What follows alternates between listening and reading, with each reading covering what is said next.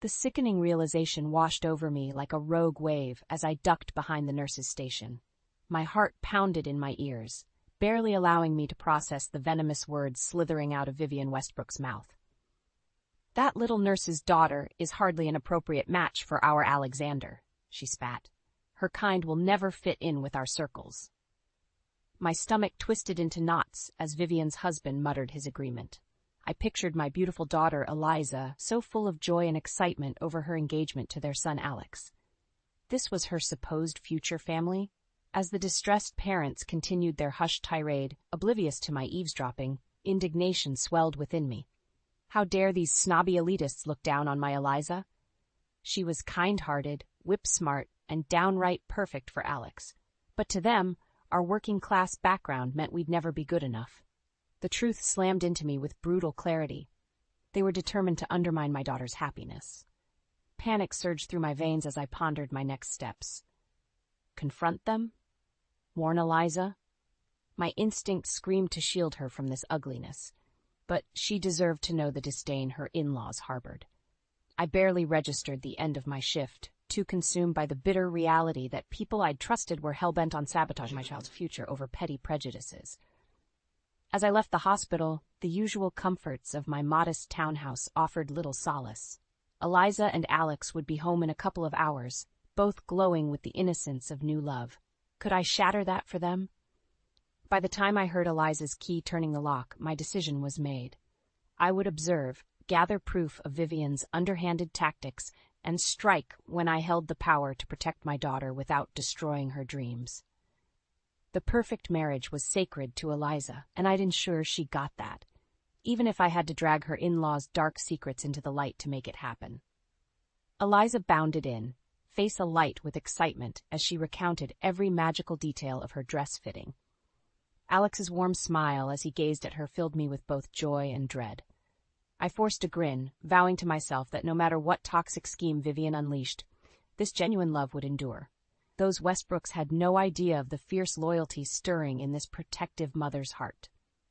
Over the following weeks, I put my nurse's training in observation to malicious use, scrutinizing every interaction between Eliza and the Westbrooks with laser-like intensity. My sole mission? Document every slight, every patronizing remark, every attempt to undermine my daughter's confidence by that vile woman, Vivian. The signs were impossible to miss once I knew where to look. The thinly veiled sneers as Eliza gushed about her simple yet heartfelt dream wedding. The constant comments implying our modest home was a place of squalor. Vivian's shrill insistence that Eliza take etiquette classes to polish her rough edges. Worst of all were the conversations I managed to catch between Vivian and her submissive, spineless husband when they thought no one could hear. "She's hardly more than a charity case," Vivian hissed about my Eliza during one particularly grating luncheon. "Over my dead body will that little nobody sully our family's standing." My fists clenched until nails dug bloody crescents into my palms. The rage bubbling inside me fought against years of learning to turn the other cheek. But I couldn't lash out blindly, not without jeopardizing Eliza's happiness if this all backfired spectacularly. No, I required a machete, not a hammer, to cut through Vivian's web of deceit and cruelty. Everything became clear when a friend extended a calculating invitation to that Viper's elite country club, giving me a glimpse into her real circle. Vivian was the queen bee, every malicious demand and plot indulged by her sycophantic cronies. They feared her curated prim and proper persona and philanthropic standing in the community. I smirked to myself as I observed their pathetic admiration. If they had any idea about the real Vivian Westbrook, the cruel manipulator who thought nothing of crushing her only son's happiness for the sake of appearances, well, their perfect society would crumble like a cookie around her. An elaborate facade was being maintained, and I knew the secret weak points that could topple it. Much as the thought of destroying Eliza's innocence pained me, I recognized this as the only path to lasting justice and peace for my family. The vile truth about Vivian Westbrook's past would be exhumed and gently broken to Eliza in a way that ensured the real villains were held accountable. Perhaps then, my daughter could start her marriage free of hatred and judgment from these societies of gilded snakes. If Vivian wanted open warfare, I would oblige. and reduce her sterling reputation to ashes. The devil's plan sprang into motion at Eliza's engagement party. I should have seen the unraveling threads, but was too blinded by pride over my daughter's happiness to foresee Vivian's cruelty. It started with the snide asides about our quaint little banquet hall, the none too subtle grimaces at our buffet menu of heartwarming family recipes, always delivered through a saccharine smile, every single barb digging at Eliza's resolve. Then the unthinkable happened, the incident that opened my eyes to Vivian's true depravity. Poor Eliza was midway through an anecdote about her hopes of traveling the world, Alex, when that wretched harpy butted in. "Darling, a word of advice," Vivian crooned with dripping condescension.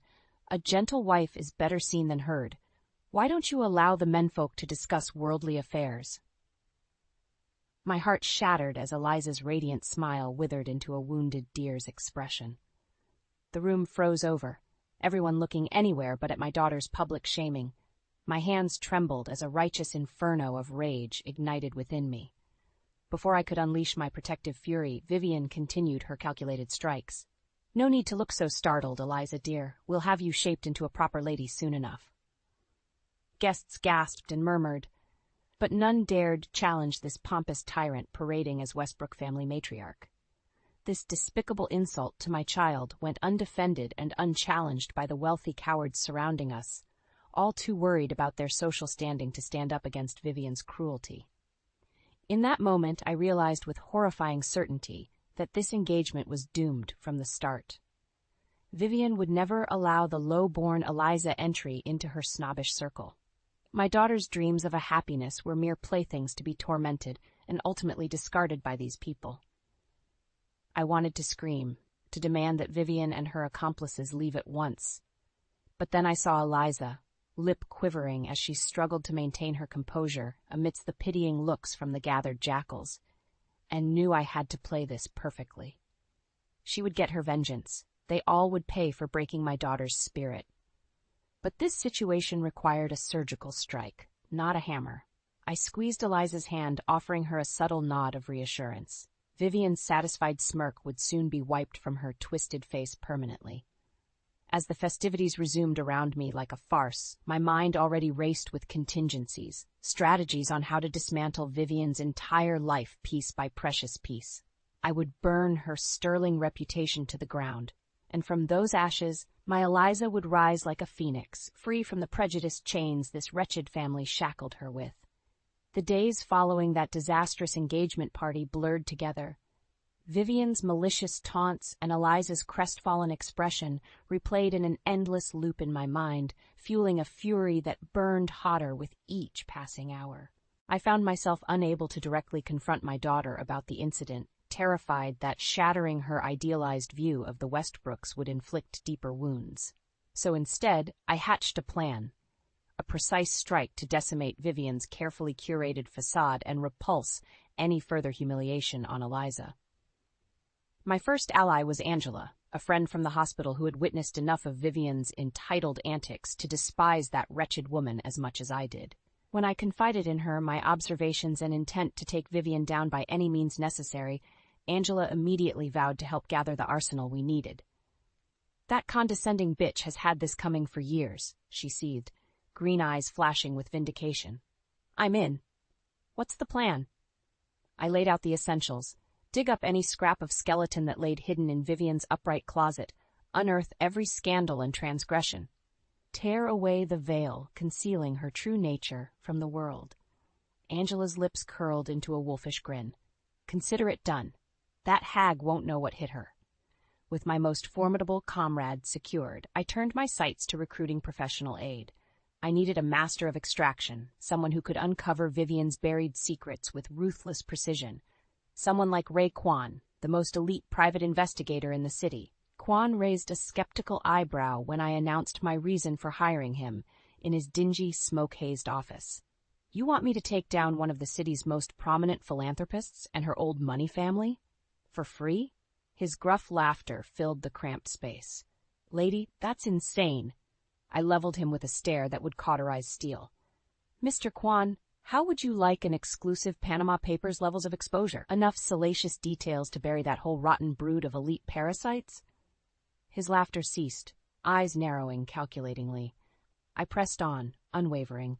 Vivian Westbrook has deeply wronged my family. I intend to dismantle her wretched empire and leave her family name disgraced for generations.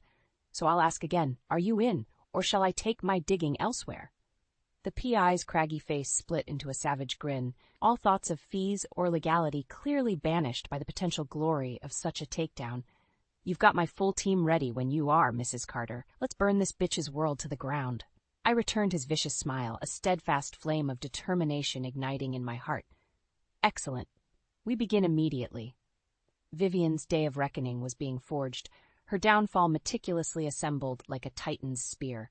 Soon, the battle lines would be irreversibly drawn. And I would show no mercy in defending my family's honor against those pompous parasites who dared to make an enemy of me. The weeks crawled by in tense anticipation as Angela, Ray, and I meticulously assembled the case against Vivian Westbrook. Every uncovered nugget of incriminating evidence, every unearthed financial inconsistency or whispered rumor of impropriety bolstered my conviction that her legendary status was a hollow mirage.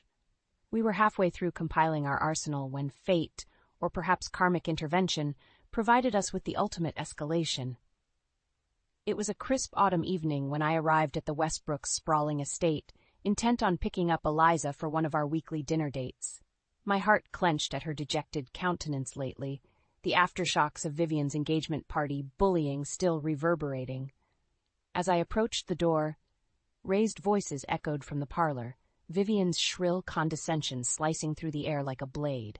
I paused, body tensing automatically. Beside me, an open window afforded an unobstructed view, allowing the poisonous words to wash over me with full force. Pathetic delusion that she belongs in our world, Vivian was sneering with acidic contempt. You're marrying beneath your stock, Alexander. Frankly, I'm embarrassed to be associated with her trashy breed. White-hot fury detonated through my veins as I registered who she was maligning, my beloved Eliza. I prepared to burst through and unleash the protective wrath of a mother scorned. But then came Alex's response, soft yet carrying an unmistakable tremor of doubt. Mother, you can't truly feel that way about Eliza. She's kind, loving, everything a noble wife should. Enough! Vivian's shriek cut through his protests like a whip crack. I will not allow that nobody's soiled hands to sully generations of respected Windsor lineage. She is the help, Alexander, born to serve, not stand as our equals through some farcical marriage. A deafening silence fell, thick and suffocating. My breath seized in my lungs, awaiting Alex's defense of the woman he claimed to love. The silence persisted. Revulsion coiled through me like a torrent of snakes. This petulant, arrogant cretin had just decimated my Eliza's self-worth, and their love was met with nothing. No protest, no defiance against his mother's verbal assault. I backed away from the window, oblivious to the crunch of gravel beneath my feet giving away my presence. Unearned anguish rippled through me at such callous disregard for Eliza's dignity, until rage swiftly extinguished it. Like the white-hot blast of a sun going nuclear, clarity blazed within my soul with frightening intensity. No more holding back. No more merciful half-measures with these depraved aristocrats. The past weeks of scheming were rendered utterly obsolete by the furnace of justified vengeance stoked within my heart. Vivian Westbrook wanted total war on my family's humanity. She would receive a lifetime of scars and humiliation to bear as reminder of the catastrophe she begged for. I stormed away without another glance, discarding any lingering inhibitions in my wake. As God as my witness, that rancid matriarch and her entire brood of self-entitled leeches would reap the unholy karmic fury they had sown, and they would beg for oblivion before the end. The charity gala was the perfect stage for Vivian Westbrook's grand unveiling. As one of the city's largest philanthropic events, her despicable behavior would be displayed before the entire high society she lorded over. We landed the first strike during her opening speech, Angela strategically positioned to capture the streaming video on her phone. As Vivian droned on about generosity and human decency with that smugly oblivious air, Ray's hired hackers took control, projecting a sequence of damning financial records across the massive screen behind the podium. Vivian's words strangled into a choked gurgle as line items after line items cataloged a decade's worth of embezzlement and shady dealings from her fraudulent charities. Thousands, then millions in donations siphoned away with ruthless efficiency, funding her family's lavish lifestyle and padding her palatial real estate portfolio.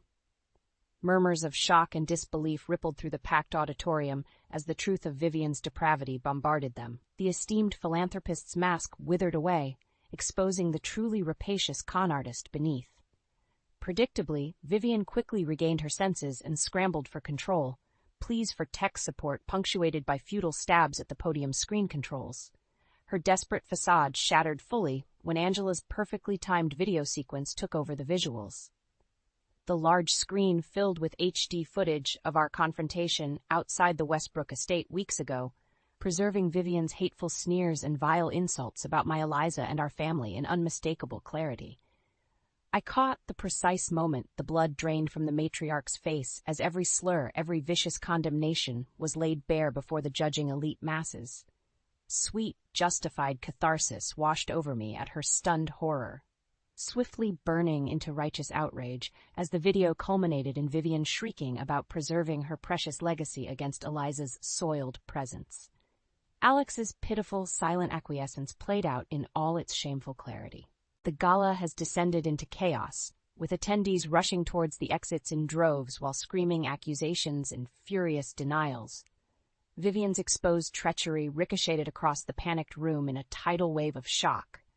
But it was the face of Woodrow Westbrook, Vivian's disgraced husband slowly lifting his head in our direction, that granted me the most profound satisfaction. Utter desolation and heart-rending betrayal slashed across his features as the breath of his wife's obscene duplicity obliterated their reality. In that moment, a lifetime of lies and arrogance detonated between them.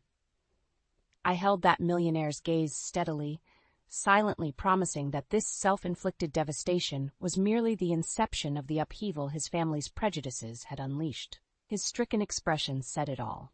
The first realization that the Westbrook legacy was essentially extinct, brought down by the cancerous prejudices and cruelty he had allowed to fester unchecked. As security scrambled to understand the cyber attacks still overwhelming their systems, I slipped out a back exit alongside Angela and Ray.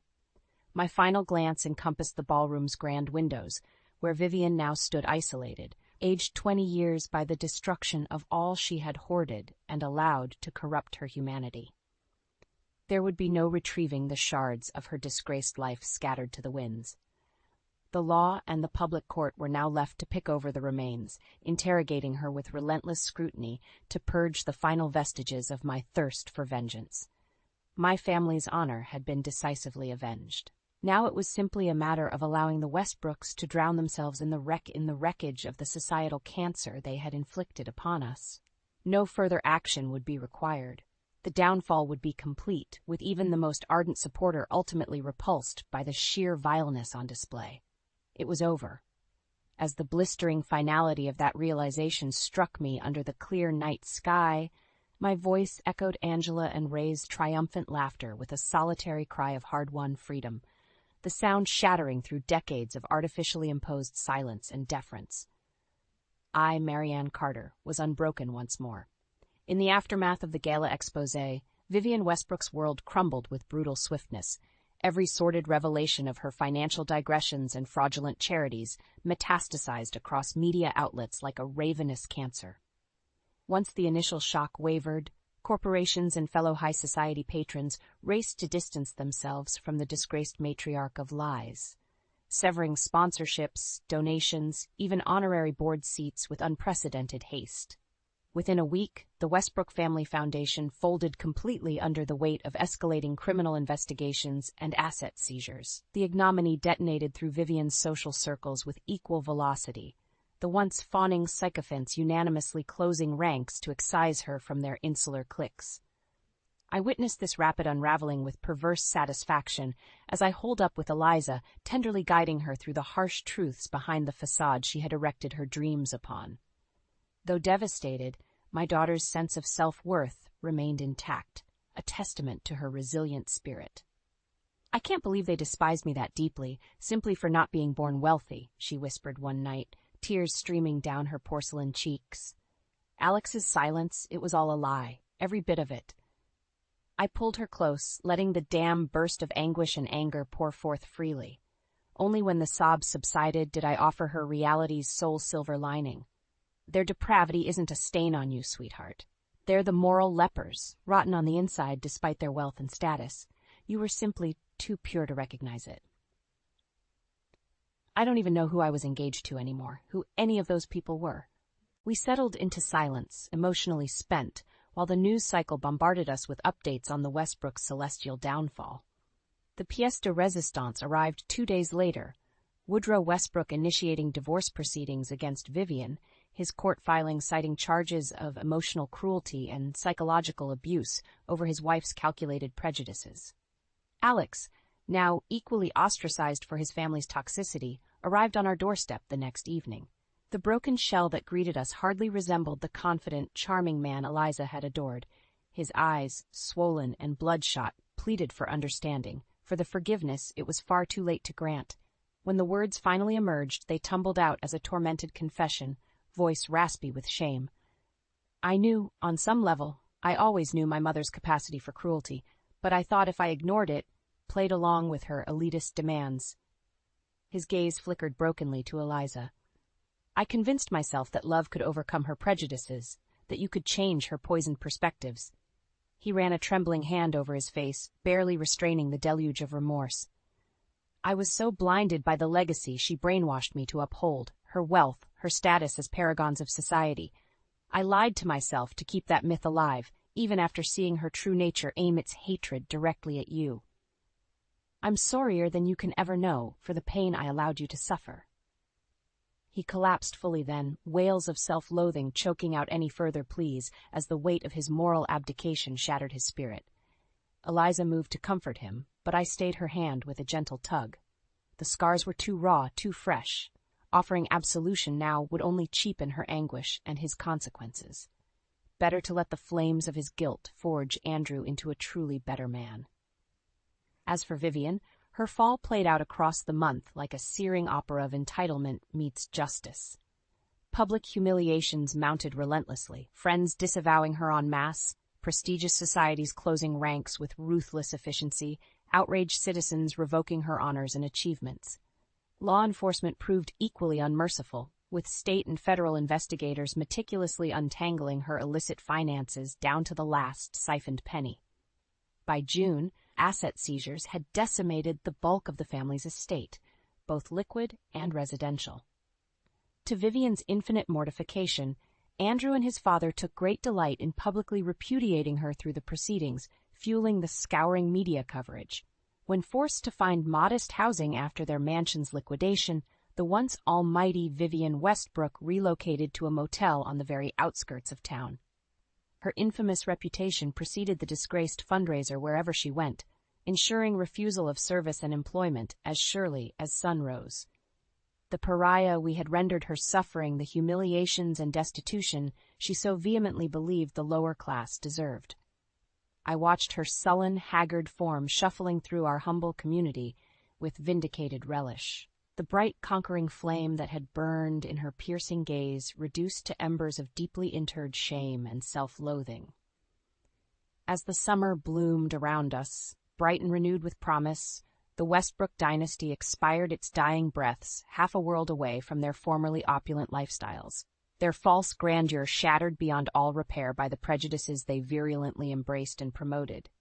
In a cosmic poetic justice, the cancers Vivian inflicted on others ultimately devoured her family from within until their legacy amounted to utter ruination. Their catastrophic downfall now etched into local history as a dire cautionary tale of karmic arrogance and hatred. Only one path remained open for Vivian, a full-fledged exodus from her former dominion, permanently banished to wander as an outcast for the remainder of her wretched days. Whether through persistence or divine reckoning mattered little, the pariah's sentence was cast.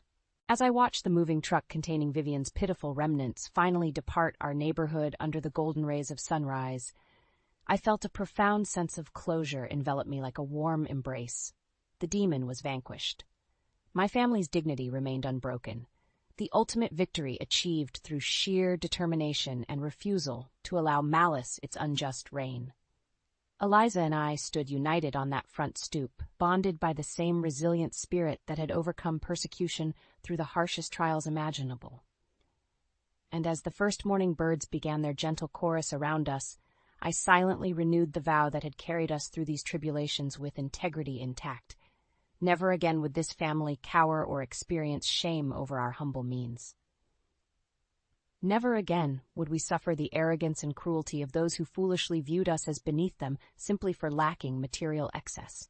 Our modest world held far more riches of character and fortitude than any mansion or societal status could outshine. With Vivian's toxic malignancy now fully excised, the path forward shone brilliant with the promise to create and pursue our dreams on our terms. Unobstructed, uncompromised, unbroken. The weeks following Vivian's exile from our town passed in a healing blur. With the poisonous cancer excised, Eliza and I were finally able to process the traumas inflicted and begin mending the fractures in our bond. It wasn't an easy road by any means. There were nights where Eliza's anguished sobs over Alex's complicity echoed through our walls, feeling the devastation of that betrayal anew. Other times, she retreated into an emotionally detached fugue state, almost as if her spirit needed that temporary escape to process the pain. I understood those coping mechanisms all too well, having endured my own existential heartbreaks over the years. So I simply held vigil, letting her cycle through the grief journey at her own pace, while reassuring her that this agony was simply a step towards the other side's healing light. Slowly, achingly, Eliza's spirits began lifting, first through welcome distractions with friends, then the rejuvenating focus of work. The tarnished ideals of her previous engagement dissolved under the purifying crucible of honesty. No more illusions blinded her perspective. When Alex eventually resurfaced with overtures of reconciliation, she met him with a palpable air of indifference, the first true indication that this selfish chapter had closed. His desperate pleas for a second chance at love, at redemption, fell on understandably deaf ears. "I'm sorry, Alex, but that part of my life is over," she stated with finality, her tone laced with wariness over the whole debacle. "What we had was real on my part, but then I never knew the real you. Not until your true colors were forcibly exposed." He crumpled at her words, the damning truth behind them as impossible to deny as gravity itself. Fresh remorse glazed his soulful eyes, but I detected the faint awareness finally sparking within. The understanding that this was a self-inflicted purgatory, the full consequences of his moral frailty, come to lasting roost. A small part of me twinged with pity for him in that moment, even as the majority of my heart swelled with renewed pride for Eliza's steadfast integrity. She had emerged forged anew while he and his family withered away. It seemed poetic justice itself had conspired to grant Eliza's next pivotal phase a clean, empty canvas untainted by the Westbrook's cruelties. Just over 6 months after their world burned, we watched along with a handful of Andrew and Woodrow's allies as the young couple solemnly recommitted their love on a humble courthouse stoop. The proceedings were mercifully simple, a mere 30-minute formality between two resilient souls who had more than earned their reunion through the fires of struggle. Their matching grins as they turned to face us were radiant, transcendental, the epitome of life's grand beauty shining through after such crushing hardships. "Finally, no more falsehoods or pretenses," Eliza murmured, squeezing my hand with unabashed joy burning in her gaze. "Just us moving forward, together." I returned her smile through a veil of unshed tears, scarcely able to believe the transformative journey that led us here. Blessedly clear of the prejudices that once clouded our skies with misery. For so long I had been so consumed by my mission to demolish Vivian's hate that I lost sight of the pure, simple truth. Family was the only legacy of genuine value this world contained. Not wealth, status, or some outdated aristocratic notion of supremacy. Those temporal trappings meant nothing against the embrace of unconditional love and support forged through adversity's crucible. As that crystalline realization washed over me under the beaming spring sunlight, a profound sense of peace supplanted the fury that had driven me for so long. My daughter's spirit remained unbroken. Our bonds reaffirmed and transcendent of the ugliness once forced upon us. We were free. Eliza and Andrew melted into a jubilant kiss, the first chapter of their new beginning, writing itself in that singular, beautiful moment. Behind them, the glorious petals of the cherry blossom trees coating the courthouse steps like a divine blessing, nature's own benediction, heralding their love's ultimate triumph. I drank in that tranquil, healing scene with every fiber of my soul's being. The demon had been vanquished. The nightmare purged from our lives forever. All that remained was family, one united by resilience, hope, and the unbreakable belief that dignity and moral fortitude are the only true currencies that matter in this life. We had won. 6 months later, I found myself on that same courthouse stoop, watching Eliza animatedly point out the blooming cherry blossoms to her newborn son. A fresh wave of tears threatened as I studied her radiant glow, all remnants of past pain evaporating under the warmth of new life and limitless horizons. Andrew hovered protectively nearby, attentive yet allowing his wife the spotlight as she passed on life's simplest yet most transcendent joys. His eyes shone with the wisdom of a man who had glimpsed the emotional abyss before pulling himself back to the path of righteousness. A pity pang resurfaced briefly as I considered Vivian's all but certain ignorance of this blissful scene playing out, her grandchild's arrival forever denied due to her barbaric prejudices. No matter where she had fled to rebuild her shattered psyche, I hoped reports of this untainted happiness reached her ashamed awareness. Better for the spiteful dragon to know the full extent of what her hatred had cost her in the end. The cherished family moments she would never experience due to the cancerous judgment she fed like a terribly pursed addiction. Let it haunt Vivian's feverish nights and haunted days until her last solitary breath. A purgatorial existence of richly deserved isolation from the overflowing grace she had so violently rejected. Here in this hallowed place of new beginnings, her transgressions held no dominion, no sway to taint our hard-earned paradise. This was the domain of love, of humanity's highest callings and profound capacity for healing against all odds. The cycle had finally reset to its purest, most elevated form, the promise of successive generations now cleansed of malice, free to embrace their full potentials, unshackled from toxic prejudice. I felt Andrew's steadying hand alight on my shoulder, offering a heartfelt look of gratitude before joining his cherished family. For far too fleeting an instant, I caught the faint aura of Woodrow in my peripheral vision, the weary patriarch finally at peace, free to adore his first grandchild without Vivian's petulant poison festering between them. Then her presence dissipated, merely an illusion of regrets and inner tumult weighing my heart as those happier souls beckoned me to join their loving tableau. I released a cathartic sigh and stepped forward into their brilliant future. At last the unburdened matriarch of a fierce yet honorable clan, tempered by suffering, yet risen anew through the resilience that is humanity's truest blessing. As I wrapped my arms around the three incredible lights of my universe, the lift of their combined love and joy elevated my soul to the highest resonance of peace I'd ever experienced. We had weathered the darkness and emerged reborn, harnessing the profound truth that unified families can overcome any hatred, any injustice, through sheer tenacity of unconditional devotion. Our loved ones would never allow malice's roots to infect new generations. This solemn vow transmitted through our unbreakable embrace, buoyed by the explosion of sweet cherry petals dancing around us on destiny's gentle zephyrs. The cycle was complete.